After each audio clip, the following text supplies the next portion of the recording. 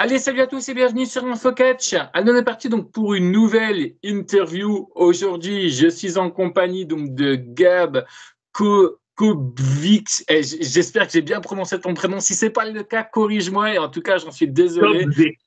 Ah, voilà, merci. En tout cas, j'en suis désolé, excuse-moi. Est-ce que tu peux te présenter pour les gens qui ne te connaîtraient pas? Oui, ben dans le fond, moi, c'est Gabriel, mon prénom. Je lutte sous le nom de Gabe Kovic, Big Mountain pour les intimes.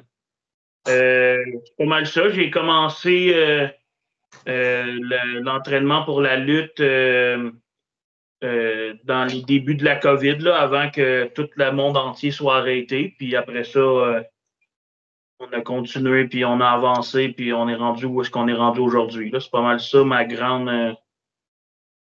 grande description, à part que je mesure 6 pieds 6, 400 livres. Pas mal ça qui me distingue des autres. Ok. Alors, la première question, tu verras, elle est toute simple, c'est comment tu découvres le catch, toi, pour la toute première fois? Est-ce que c'est un peu l'histoire de tout le monde, à la télévision, à l'école? Est-ce qu'on te le fait découvrir? Comment ça se passe pour toi, ta première connexion avec le catch? Moi, ça a commencé quand j'étais jeune, dans les alentours de 9-10 ans. Il y avait la lutte à la télé le dimanche. Puis c'est ça, à un moment donné, j'ai dit à ma mère, j'ai dit, je sais pas comment, je sais pas pourquoi, puis je sais pas quand, mais ça va arriver, un jour, je vais être dans le ring. Puis ben aujourd'hui, c'est arrivé. Fait que... Ok. À l'époque, qu'est-ce qui t'a donné envie, justement, tu vois, de rester devant le catch? Parce que, tu vois, en général, c'est très rare qu'on arrive à faire tenir un gamin, pardon, de 9-10 ans devant du catch et tout. Il y a d'autres émissions qui sont aussi beaucoup plus intéressantes pour un jeune de cet âge-là. Qu'est-ce que toi, ça, justement, le catch t'a fait tenir à cette époque? C'est beaucoup les histoires. OK. Parce que dans la grille horaire, de la façon que ça fonctionnait, vu que j'étais très jeune pour écouter les parties de hockey au complet, ben j'allais les dimanches matins, ils jouaient en version rapide. Fait que c'était une trentaine de minutes, puis après ça, c'était la lutte qui commençait. Fait que j'étais déjà devant la télé, fait que je restais. Puis au début, j'étais pas convaincu, puis à force de comprendre les histoires, le pourquoi du comment, pourquoi que lui c'est un gentil, puis lui c'est un méchant, ben j'ai accroché, puis depuis ce temps-là, pas mal ça. J'étais un bébé de Aces and Eight puis de Samoa Joe à TNA dans le temps. OK. Tu te rappelles un peu du premier match que tu as vu ou du premier catcheur? Le lutteur qui m'a le plus comme donné un impact, puis littéralement qui m'a fait peur le premier, on peut dire, là, c'est un Abyss à TNA. D'accord, je connais pas La du tout. façon que Marc Blondin puis Sylvain Grenier le décrivaient pendant son combat, ça m'a juste fait OK, je sais pas pourquoi il faut que je le haïsse, mais lui, je l'aime. OK. Fait que c'est ça. T'expliquais tout à l'heure que tu avais dit à ta maman, un jour, je serai dans le ring. Qu'est-ce qui a été justement pour toi cet élément déclencheur qui t'a permis de passer en tant que simple fan de catch à catcheur aujourd'hui? Euh, ce qui m'est arrivé, c'est qu'on a là où est-ce que j'habite, il y a une fédération de lutte qui avait ouvert au courant de l'année. Puis je voyais beaucoup de vidéos passer et tout. Puis j'étais comme, hey, c'est à côté. Fait que j'ai convaincu mon père d'aller là pour le premier gala. Puis après le premier gala, il postait pendant le show une annonce comme quoi qu'il cherchait des gens pour la sécurité. Puis ben à ma grandeur puis à ma grosseur, j'ai comme fait ben c'est une façon simple d'être inclus dans le gala sans forcément payer ton billet.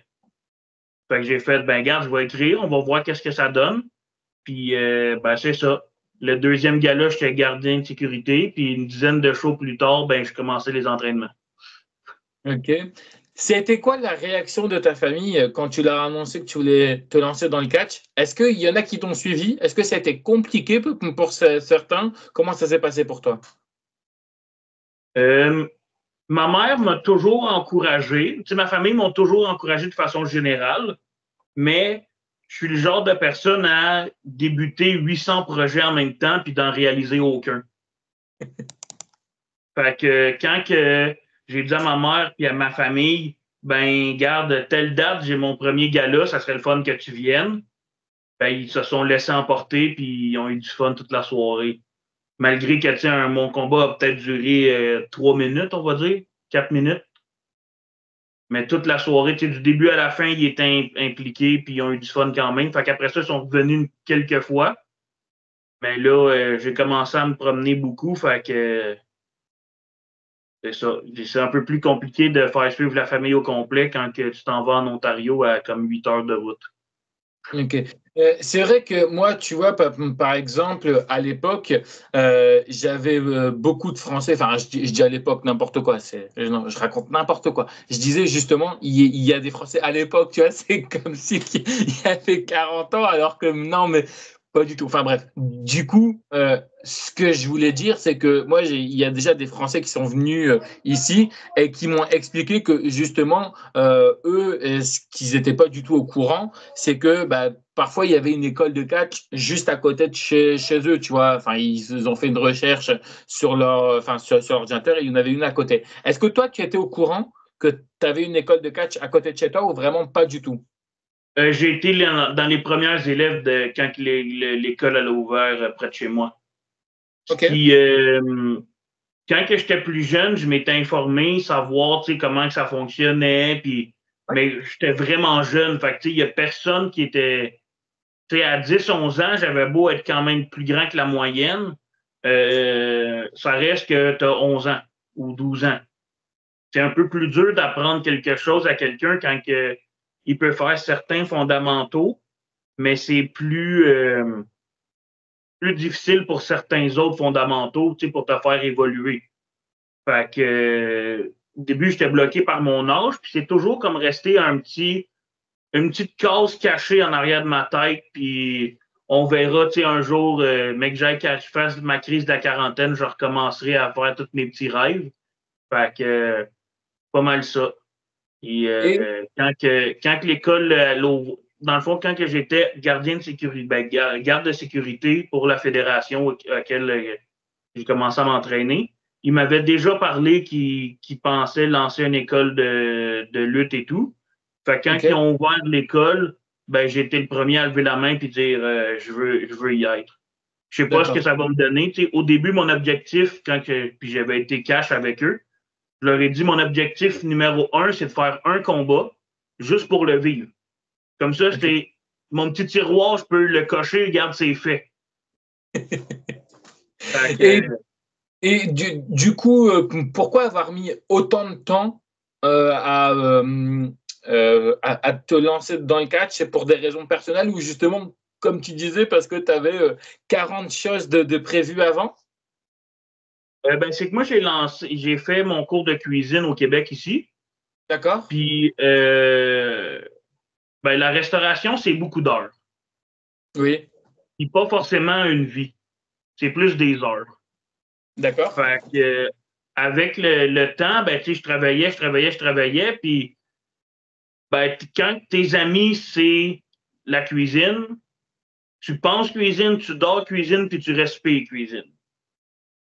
Fait que, ça a juste comme, à un moment donné, comme je te disais tantôt, c'est dans un tiroir de ma tête à quelque part, puis à la crise de la quarantaine, on sort tous les tiroirs incomplets, puis on le fait. J'ai pas 40 ans, fait que je suis correct, là.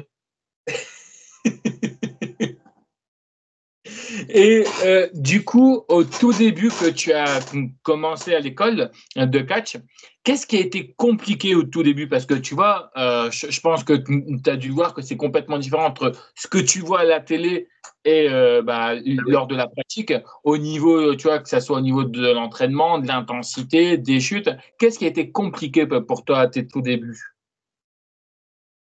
Ce qui a été compliqué, c'est d'apprendre que ça allait faire mal. Ok. Parce que quand tu le regardes, ça fait pas mal, là. Puis à la grandeur puis au poids que j'ai, là, ça fait mal, mais ça fait vraiment mal. Fait que, mais tu sais, c'est d'être raqué parce que t'as rien fait.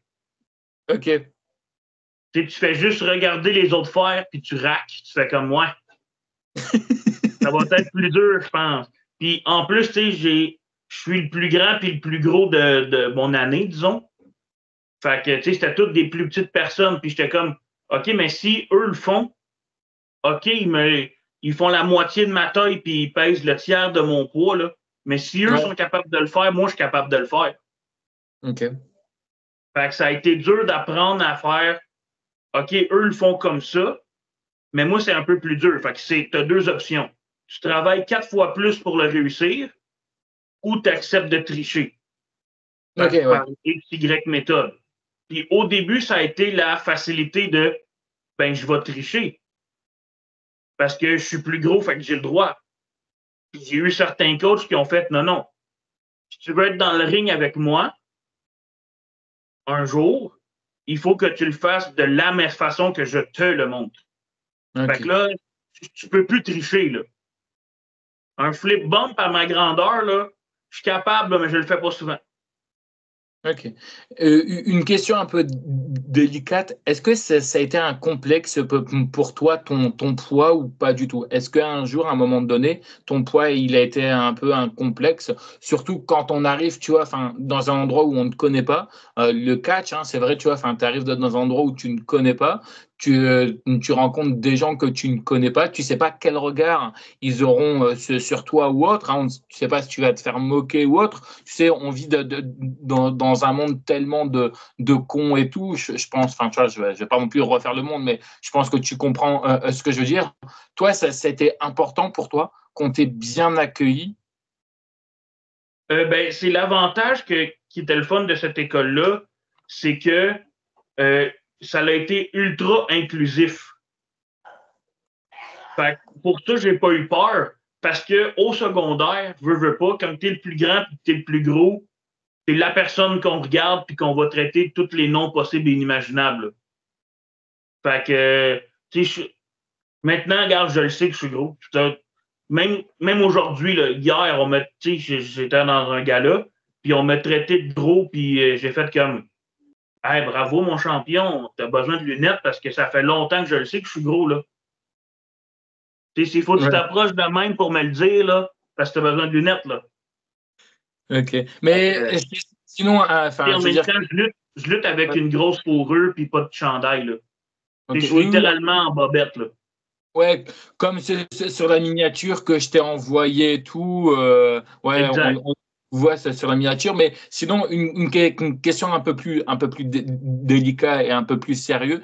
Ça a déjà été un complexe pour toi, plus jeune? Est-ce que tu as déjà eu... Parce que, oui. Ouais, on sait qu'il y a des gens, tu vois, ils vivent l'enfer à l'école ou autre. Est-ce que tu as déjà été harcelé par rapport à ça? Ben oui, c'est comme presque tous les petits groupes que tu vas rencontrer dans ta vie, là, j'ai envie de te dire. Là. Mais j'étais beaucoup du genre au secondaire et au primaire de juste répondre par un coup de poing. Ouais, OK. Fait qu'on m'a rapidement classé comme étant un agressif. Il n'y avait pas tort, là. Quand je regarde ce que mes petites sœurs ils font chez mon père, je suis comme, ben, il me semble que je faisais 6 fois pire. Fait que c'est pas si pire, mais en même temps, c'est quand même grave, là. Fait que, je suis conscient que c'est pas bien de répondre comme ça, là. Mais, ça m'a pris une couple d'années avant de comprendre ça, disons.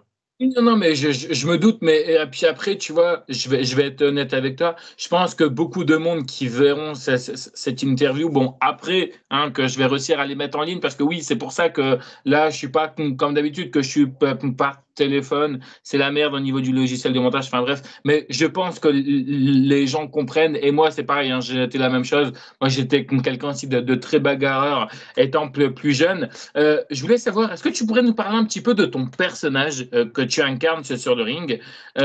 Comment le décrirais-tu pour les Français comme nous, pour même certains Québécois qui ne t'ont pas encore vu sur le ring? Et s'il y a des choses à améliorer ou à modifier selon toi, qu'est-ce que ça serait et pourquoi? Ben, mon personnage, en réalité, c'est simple. Ça a été beaucoup de recherches à savoir vers quoi je voulais aller. Parce qu'on m'a dit, fais cette gimmick-là. Parce qu'en réalité, moi, ma gimmick, c'est un homme des cavernes. Fait que je grogne, je parle pas, puis on y va comme qu'on y va, tu sais. Mais ça a été beaucoup de recherches sur, OK, oui, mais pourquoi que je parlerais pas? Parce que faire des promos sans parler, ça se fait très bien. Là. Il y en a plein qui font des millions par année, là, qui sont payés à vivre de la lutte et qui ne parlent pas. Là. Mais j'ai toujours dans mon arrière-pensée, OK, mais l'étape d'après, c'est quoi? Fait que ça a été dur au début de l'accepter que j'étais un homme des cavernes.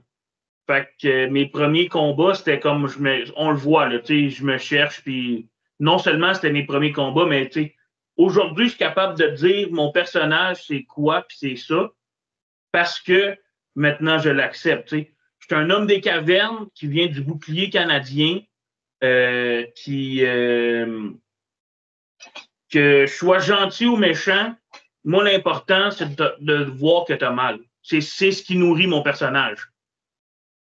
Fait que, je frappe fort, j'ai des gros moves, puis je suis agile.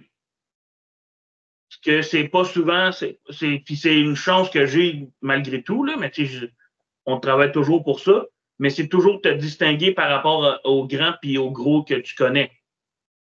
Fait que, il y a certains moves que je m'empêche de faire pour me permettre de faire justement différent d'un autre. J'ai de la grosse fourrure, j'ai un os, que c'est un vrai os de bœuf, là, un fémur de bœuf. Toute mon historique de personnage est basé sur je suis un homme des cavernes et je suis prêt à aller à la guerre que tant que tu souffres, moi je suis satisfait. Ok. Est-ce que tu es, avant de monter sur le ring, avant de passer le rideau, est-ce que tu es quelqu'un d'énormément stressé ou pas du tout? Ça dépend contre qui je suis prêt à lutter. Si c'est un grand nom de la lutte au Québec ou international, peu importe, je vais être beaucoup plus stressé. Puis, je devrais pas, là, parce qu'un match de lutte, c'est un match de lutte, là, mais de façon générale, dans la vie, je suis une personne ultra stressée. Mais je suis à l'aise avec ce que je sais. Puis ce que je sais pas, bien souvent, c'est ce que la personne en face de moi va dire. Oui. Parce que veux pas, un grand puis un gros comme moi, ben, je frappe plus fort, puis mes coups rentrent un peu plus, là. C'est sûr, c'est normal, là. Fait que c'est tout le temps de ma plus grande peur, en réalité, de mon stress, c'est de blesser quelqu'un. Ouais, ben, je me doute. Puis après, dans le catch, bah, malheureusement, une erreur peut arriver, hein, une blessure ou voire pire. On sait, on a déjà connu, on va pas refaire l'historique. Est-ce que tu as, par exemple, un rituel particulier avant de monter sur le ring? Est-ce que tu bois beaucoup d'eau? Est-ce que tu écoutes une musique en particulier? Est-ce que tu as un rituel avant de monter sur le ring?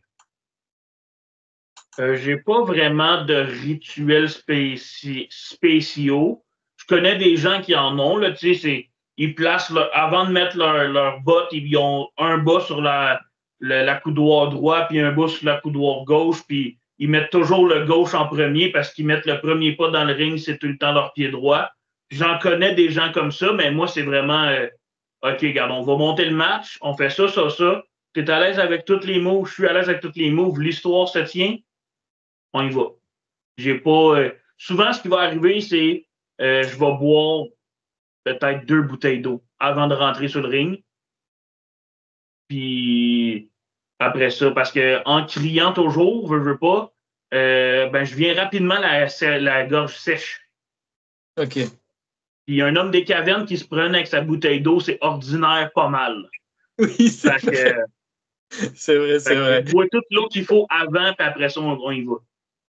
Toi qui vis dans les cavernes, il y a eu un débat il y a un moment, je ne sais pas si tu as déjà entendu par rapport à un Bigfoot. Est-ce que toi qui vis dans les cavernes, est-ce que tu as déjà croisé le Bigfoot ou pas du tout? Je vais m'abstenir de commentaires, mais vous pourriez être surpris. Ok, du coup, on ne rentrera pas dans ce débat. Et est-ce que tu as déjà vu des gens qui ont un peu, tu vois, des porte-bonheur, par exemple, tu vois, c'est peut-être con, hein, mais un caleçon porte-bonheur de catch, je sais pas moi, un collier qu'ils ont à quelques minutes de rentrer sur un ring. Est-ce que tu as déjà vu des gens qui ont des rituels particuliers, comme t'expliquais avant de monter sur un ring? Ben oui, j'en connais plein. Là, comme je te parlais, les bas sur chacun des accoudoirs, c'est absurde quand tu le vois faire, mais tu fais comme OK. Il fait ça de même. Puis depuis qu'il fait ça, il s'est pas blessé. Fait que, je peux pas dire fais-les plus, là. Ouais, Mais moi, ça m'est arrivé quelques fois de lutter sans mon os, disons. d'accord. Puis mon personnage, avec et sans os, j'ai bien de la difficulté. Je sais pas quoi faire. Ok. Pendant mon entrée, j'ai toujours eu mon os, puis je vais toujours avoir mon os. C'est vraiment dur de m'imaginer sans mon os, puis c'est arrivé à plusieurs occasions que pour X, Y raison, j'ai oublié mon os dans mon véhicule ou peu importe. Puis mon entrée est vraiment pas pareille. Puis on dirait que même si mon match va être ultra satisfait, juste parce que j'ai manqué la première image que les fans voient de moi, je suis comme, ben, le match était forcément pas bon. Puis souvent, c'est jamais le cas, là, que genre le match est pas bon parce que j'avais pas mon os, surtout que, tu sais, que je l'ai pas, on fait pas de spot avec, c'est tout, là. Mais, moi, je te dirais, mon porte-bonheur, je te dirais, c'est plus mon os. Parce que là, je suis en train de regarder tranquillement pas vite pour tranquillement pas vite passer du côté de gentil de la force, disons, là, où est-ce que je vais avoir un nouveau costume, puis ça va me permettre de plus être expressif, parler, puis et tout. Mais encore là, je veux pas être juste le gros en culotte qui lutte comme tous les gros en culotte partout dans le monde. Je Ok. veux avoir un petit plus toujours pour te. Quand tu écris à un organisateur de gala ou un booker, peu importe, et que tu lui dis, garde, moi je mesure tant, je paye tant, ça c'est. Tu leur envoies ta bio, tu leur dis, garde, j'ai lutté contre telle personne, j'ai été entraîné par telle personne, j'ai suivi tel séminaire. Puis Ouais. tu arrives et tu te dis, garde, ça, c'est mes photos, puis tu es juste un gros parmi tant d'autres. Ouais, non, mais. C'est quoi qui te différencie de l'autre que je peux booker qui va me coûter moins cher parce qu'il faut que je te travel? Est-ce que ça a été compliqué pour toi de catcher devant du public et avoir le regard du public? Parce que tu vois, c'est pas forcément donné non plus à tout le monde. Comme je le dis déjà, même là, de faire une interview, des fois, c'est un peu miraculeux pour certaines personnes parce que tu vois, c'est pas évident de se parler devant une caméra ou autre. Est-ce que toi, de catcher devant du public, ça a été compliqué au début? Ça a été tout de suite? Comment ça s'est passé pour toi? Ben, mes premiers combats, j'ai été chanceux dans ma malchance, on va dire. J'ai j'ai lutté contre le noble Charles C. Je pense que je l'ai déjà eu en entrevue. Il y a.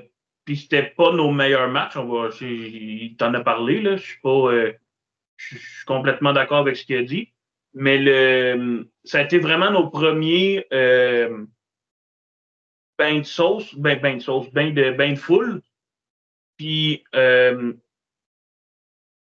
les premiers temps, c'était bizarre. Mais quand tu comprends, quand que l'arbitre lève ton bras et que le monde sont contents, tu fais comme OK, le regard, il vient complètement de changer. Puis c'est là, la shot d'adrénaline que tu fais comme OK, j'en veux 8 fois par jour. Là. J'ai eu la chance de lutter à la GPW pour leur première. Ils ont fait leur gros gala au mois de juin dernier, mais j'avais fait l'autre d'avant aussi devant presque 4000 personnes. Quand le monde entend ta musique et ils crient comme qu'ils ont crié, que tu sois gentil ou méchant, le monde était dedans toute la soirée. Là. Puis quand tu fais juste sortir et que les gens te voient, l'adrénaline que ça te donne, je veux qu'on mette ça en seringue puis je me pique dans le bras tous les jours. Là. C'est Ok. incroyable le feeling que ça te donne. Mais au début, ça a été difficile parce que au début, ça a été devant des. Je ne sais pas exactement, mettons, je dis un chiffre comme ça, peut-être 50, 60, 100 personnes, 200 personnes, 300 personnes à certaines occasions, peut-être 400. L'important pour moi, c'était de ne pas oublier un move. Oui. Au début, là, ça a été vraiment comme je pense que 99% des lutteurs au début, je veux juste pas fucker le match. Fait, au début, mes critiques de match, ça a été beaucoup. Tu vas pas chercher la foule. La foule n'est pas impliquée parce que tu leur parles pas. Puis là, ben, moi, ma réponse était normal. Je leur parle pas, je grogne. Fait que, on a travaillé sur des méthodes pour aller chercher la foule en grognant d'une certaine façon, en essayant quand même de communiquer. Puis c'est ça qui a été difficile pour moi au début, plus c'est l'interaction avec la foule. Parce que j'ai été longtemps gentil et travailler en gentil par rapport en méchant, on va dire, la perspective n'est pas la même. Il y en a une, le but, c'est de te faire ruer puis de te traiter de gros. Puis l'autre, c'est même si tu es gros, on t'aime puis on te veut dans notre équipe. Justement, tu as un petit peu anticipé ma prochaine question. Toi, tu es plutôt un homme des cavernes plutôt face ou un homme des cavernes plutôt heel, ou est-ce que les deux peuvent te convenir? Je suis plutôt un méchant gros heel, un gros méchant heel, mais il n'y a rien de plus le fun qu'une fois de temps en temps être être un babyface puis avoir du plaisir. Je dois t'avouer que je préfère mieux travailler babyface parce que il n'y a rien de plus le fun de gagner ton match puis que le monde t'acclame pendant 10 minutes. Là. Mais en même temps, pour que ça l'arrive, ça te prend un big heel qui soit capable de me tapocher pendant 10 minutes pour que la foule m'aime. Puis à mon size, c'est un peu plus difficile. Fait que ça a été rapidement, on a fait le switch de ben, tu n'as plus d'adversaire à affronter en toi gentil. Fait que tu deviens méchant. Puis partout à cette heure où est-ce que je vais, je suis un heel. Puis je n'haïs pas ma job non plus. Tant que si le face à la fin que je gagne ou que je perde, le monde, on soit de la pitié ou ils sont heureux pour lui, ma job est faite puis je suis satisfait. C'est le plus important, exactement. Est-ce que ça a été compliqué également aussi pour toi, le kayfabe, parce que alors, j'avais une question par rapport aussi à ça. En général, quand vous signez des autographes et tout, ou vous faites juste des photos, il y en a qui aiment bien être hors kayfabe et il y en a qui aiment bien être dans le kayfabe. C'est quoi, toi, ton avis là-dessus? Est-ce que toi, par exemple, je veux dire une connerie, imagine là aujourd'hui, le show il est fini. Est-ce que tu préfères être en kayfabe ou hors kayfabe à la table de où est-ce qu'on va signer les autographes et où est-ce qu'on va faire les photos? Au début, je tenais beaucoup au kayfabe, mais je me suis vite rendu compte que pas parler puis grogner, c'est assez dur de dire de un oui pour prendre une photo ou pour faire une signature, ou il est combien ton chandail? Tu grognes 25 fois ou 20 fois, tout dépendant, ça devient compliqué. Là. Puis là, j'étais comme, ben, je me traînerai pas quelqu'un tout le temps. Fait que j'ai comme dû accepter par la force des choses que avant le combat, pendant le combat, puis jusqu'à ce que je sorte pour la table de marchandises, je suis un méchant qui grogne. Okay. Puis rendu à la table, j'ai accepté que je parlais, puis que on peut avoir une discussion. Là. Ça reste que hors personnage, je suis une personne dans la vie de tous les jours, je travaille. Tu peux me croiser demain matin dans la rue, puis je vais te parler, là, puis... Fait que j'ai comme accepté, mais je suis un grand fan de kayfabe. Je me mettrai jamais... si je suis un heel, je me mets jamais à la même table de marchandises qu'un face. Est-ce que tu pourrais nous parler un petit peu de l'un de tes meilleurs matchs que tu as fait jusqu'à maintenant et l'un de tes pires matchs? Mon meilleur match, mettons dans mon... Je ne suis pas capable de dire mon meilleur match, mais le match que je me souviens que j'ai eu le plus de plaisir pendant, avant puis après, disons, ça a été mon match contre Picton à la FML, à Saint-Grégoire, quoi. Ça a été un match incroyable niveau histoire. Tous les coups étaient bien placés. Puis, l'ensemble du match était génial. Ça a été pas mal, je te dirais, mon meilleur match. Un autre bon match, parce que je ne suis pas capable de choisir entre les deux, disons, ben, c'est peut-être pas mon meilleur match, mais c'est le match pour lequel je suis le plus fier, on va dire. C'est mon match contre Brian Milonas, qui a lutté à la ROH. Il y a une coupe de places comme ça. Là. C'est quand même un gros nom aux États-Unis. Ça j'étais vraiment content d'avoir ce match-là. À Châteauguay, peut-être. Et ça fait un petit bout, là. Je suis pas convaincu. Mais on va dire mon pire match. C'est dur parce que j'en ai pas beaucoup des vraiment pas bons. Mais on va dire le match. Je te dirais pas le même match que Charles parce que c'était mon premier et sûrement le pire. Là. Mais le match que j'ai été le plus déçu, pour plein de raisons, là, c'est pas juste. Ça a été mon match contre Benjamin Toll à. Je sais plus où, pour vrai. Ça a été un match devant peut-être 5 personnes. Fait que, tout le long de la carte, les gens étaient découragés en revenant backstage. Fait que ça nous a, tout le long, ça nous a découragés. Puis, tu sais, Benjamin Toll au Québec, c'est quand même un grand nom, là. Fait que j'ai été déçu pour ça. Puis, j'espère pour de vrai revoir un match avec lui qu'on va pouvoir vraiment élaborer devant. Tu sais, aller chercher une personne dans la foule, c'est le fun. Mais quand c'est ta mère, c'est un peu moins le fun. Pour essayer de bien comprendre, ça peut être ça peut être dû à n'importe quoi, les mauvais matchs, que ça soit toi qui n'est pas en forme ce jour-là, ton adversaire, un truc qui est pas passé. Qu'est-ce qui fait que parfois on a des mauvais matchs? Bon, je sais qu'on est humain avant tout, qu'on fait aussi tous des erreurs, mais qu'est-ce qui fait que parfois on sort de très bonnes prestations et une semaine plus tard, on a été nul à chier, quoi. Je dois t'avouer que chaque lutteur, c'est un feeling différent. Mais tu sais, comme j'ai beaucoup. Quand j'ai commencé, vraiment, comme je te dirais, ma première ma deuxième année, beaucoup, mettons, ma première année et demie, là, tous mes matchs qui étaient filmés, je dois les avoir écoutés entre 5 et 600 fois, puis je prenais des notes. OK, ça, mettons, telle affaire, tu fais plus jamais ça. Telle affaire, tu le réessayes plus. Telle affaire, puis je sortais beaucoup de négatifs, mais je voulais aussi sortir du positif parce que c'est pas vrai que dans un match de 8 minutes, on va dire, il y a 8 minutes vraiment à chier.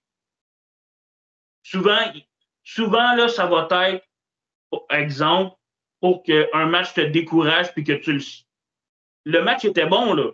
Mais pour toi, exemple, la souplex n'a pas été, elle n'a pas rendu comme tu voulais qu'elle rende. Juste ça, pour le reste du match, tu vas faire la souplex était à chier, fuck off. Puis après, ça peut être aussi pour pas mal de choses. Des fois, bah voilà, tu vois, soit toi, tu n'es pas en forme, soit ton adversaire n'est pas en forme. Ça peut arriver aussi. Je voulais savoir, est-ce que toi, tu as des stipulations de matchs particuliers?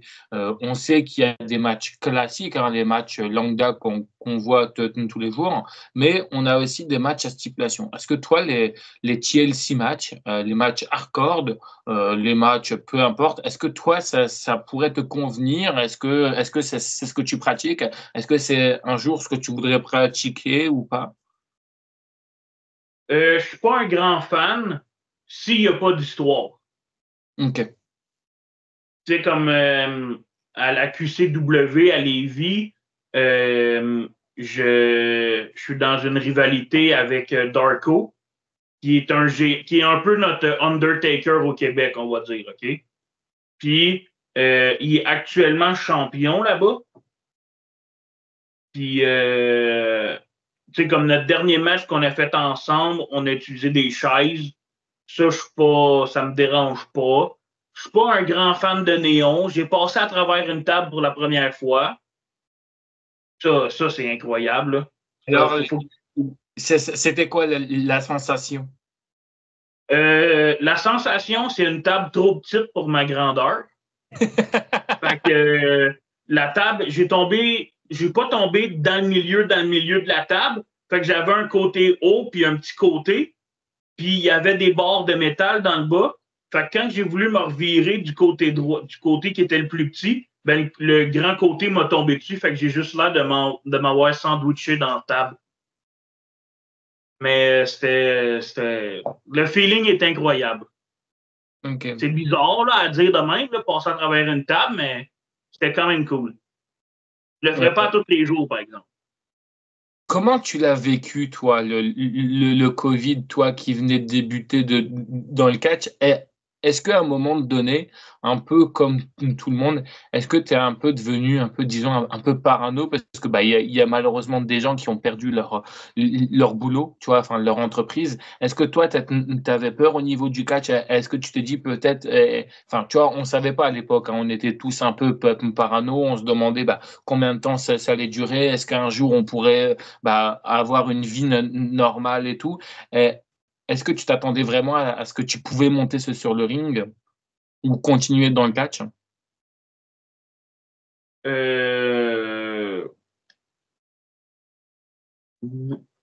J'ai changé d'emploi parce que je voulais vraiment faire de la lutte. Fait que pour l'avenir, je dois t'avouer que j'aime mieux pas y penser là, parce que je le sais que ça risque de mal finir mes affaires là, parce que je suis un gars beaucoup trop. On y va à 800%, puis si à 40 ans c'est fini, à 40 ans c'est fini, puis c'est tout. Là. Fait que j'aime mieux pas y penser. Ouais. Fait que, en y pensant pas, je fais des niaiseries quand je suis jeune. On verra bien. Oui, non, mais c'est sûr, je veux bien comprendre. Avec du recul, pour toi, qu'est-ce qui est compliqué en étant catcheur? La vie personnelle, c'est le plus compliqué. J'allais justement en venir. C'est compliqué d'avoir une vie personnelle. Toi, par exemple, tu arrives à avoir une vie personnelle? Ben, si tu considères avoir une vie personnelle de travailler 40 heures semaine, après ça aller au gym, puis après ça dormir, puis après ça aller lutter, ouais, t'as une vie personnelle. Mais si t'es pas prêt à faire ces sacrifices-là. On arrive bientôt à la fin de l'interview. Est-ce que toi, honnêtement, ou un catcheur lambda, on parlait justement de la vie personnelle, mais est-ce que c'est compliqué justement de se fonder une famille? Est-ce que toi, par exemple, fonder une famille, c'était compliqué pour toi?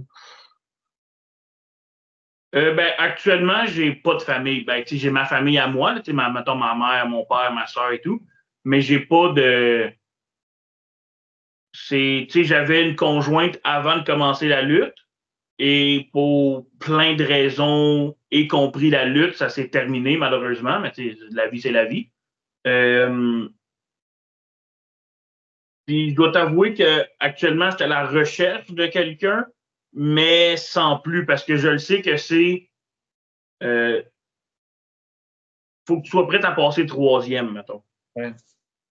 Puis je suis conscient que c'est pas moi être une femme et vouloir rencontrer quelqu'un, ben je veux être la priorité numéro 1. Puis après, fait que j'ai comme accepté le fait de un jour ça va arriver. OK. Puis après, être isolé et vivre dans une caverne, ça n'attire pas forcément les femmes, hein. C'est compliqué aussi par rapport à ça. Ben, regarde, faut que tu sois prête à vivre ça, sinon tu viens pas. Pas compliqué, en plus, j'ai pas de porte, là. Tu peux rentrer quand tu veux. C'est vrai, c'est vrai. Il faut juste faire attention de ne pas se brûler avec le feu. Bref, est-ce que ça, il est dans le coin à gauche. Tu devrais être correct si tu fais attention.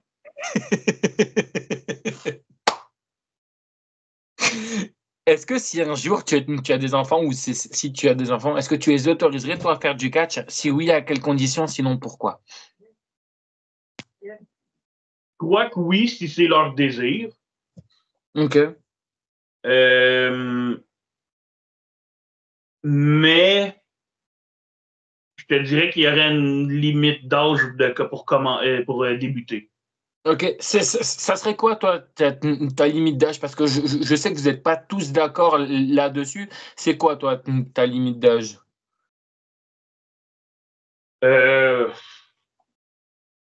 Disons qu'avant 16 ans, c'est compliqué pour le corps. D'accord. Fait que ça serait pas mal ma limite.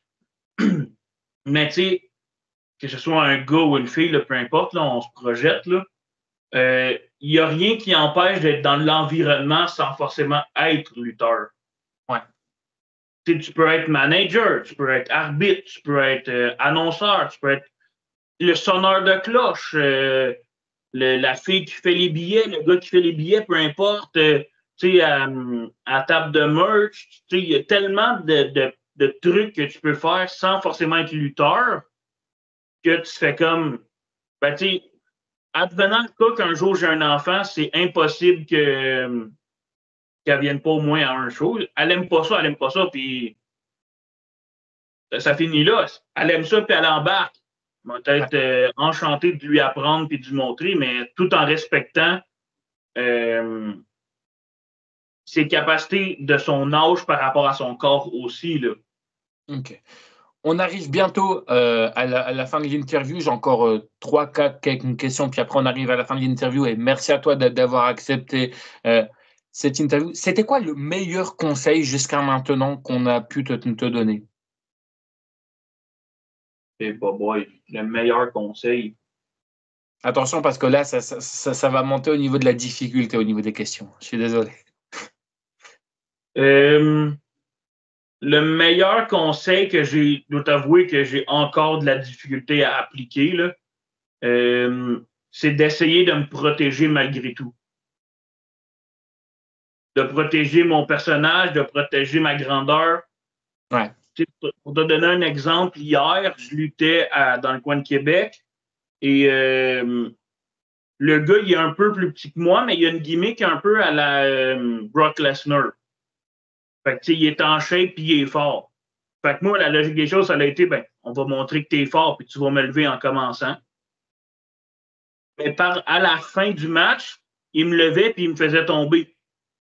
OK. Il me faisait un Samoan drop. Ouais, un Samoan drop. Fait que le premier, il aurait pas dû me lever pour que quand il me lève, là, ça ait un gros impact puis ça vale des millions de dollars. Mais j'ai encore cette difficulté-là à me protéger concrètement à toutes les fois que je tombe à terre, à ma grandeur et à mon poids, il faut que ça vale 1 million de dollars.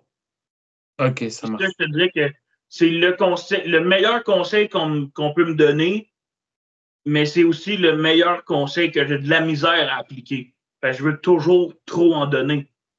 OK. C'est plus ça. Qu'est-ce que tu dirais qu'aujourd'hui, pour le moment, le catch t'a apporté? De la confiance en moi, puis de